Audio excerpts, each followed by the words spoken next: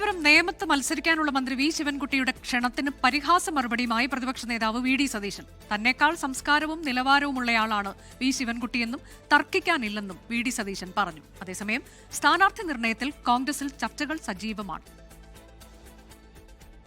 അദ്ദേഹം നേമത്ത് വന്ന് മത്സരിക്കുക, അദ്ദേഹം സ്വീകരിക്കുമെന്നാണ് ഞാൻ പ്രതീക്ഷിക്കുന്നത്. വെല്ലുവിളിയൊന്നുമല്ല, അപേക്ഷയാണ്.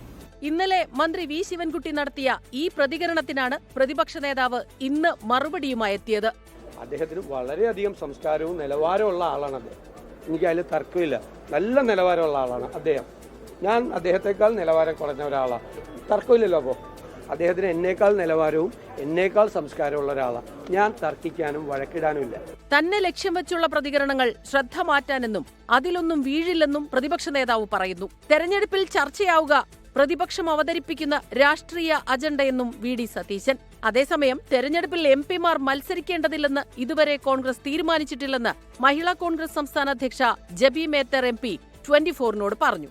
ഇതുവരെയും കോൺഗ്രസിന്റെ ഒരു ഡിസിഷനായിട്ടോ ഒന്നും അത്തരത്തിലൊന്നും വന്നിട്ടില്ല എന്നുള്ളതാണല്ലോ യാഥാർത്ഥ്യം.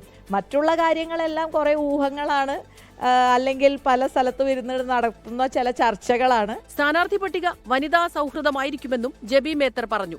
ഇതിനിടെ കോഴിക്കോട്ടെ തിരുവമ്പാടി മണ്ഡലത്തിൽ കെ മുരളീധരനായി പോസ്റ്റർ പ്രത്യക്ഷപ്പെട്ടു. മണ്ഡലം തിരിച്ചുപിടിക്കാൻ മതേതരത്വത്തിന്റെ കാവലാൾ വേണമെന്നാണ് പോസ്റ്ററിലെ ആവശ്യം. 24 തിരുവനന്തപുരം.